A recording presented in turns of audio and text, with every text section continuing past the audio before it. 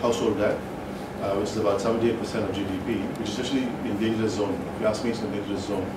And the large house is 38%, divided purchase of cars, vehicles, houses, mortgagement for houses, and credit card payments.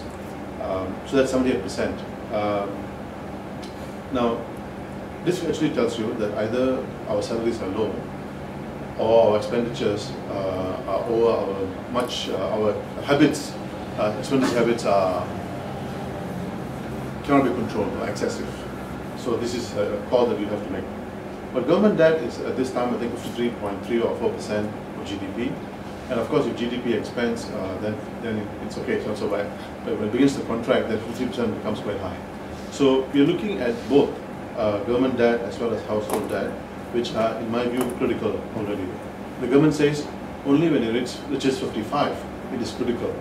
But I think 53 is already critical enough for us to take this quite seriously. So what do we do? How do we restructure this thing?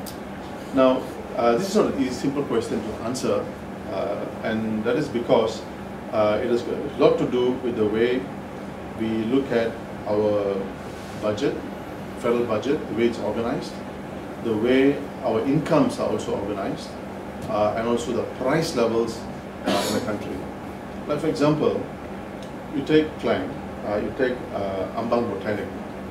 Ambang Botanic is along the Chas Highway, and it's the latest development, if you want, in the Klang area.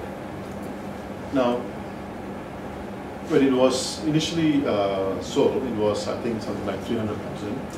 Now the houses are almost close to 1 million already. They are empty houses. They are empty houses, by the way, empty. And the entire place, nobody has been there, bought the place, nothing. But the prices have climbed within 1 year, from what is 350,000 to almost now to 1 million. Now this is clear speculation. People are speculating on the housing market, and some of us are also doing the speculation part. As a result of that, lots of people will not be able to own houses.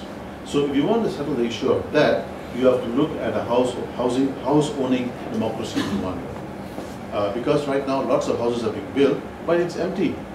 But it is very expensive as well. So who can afford these houses? Young people today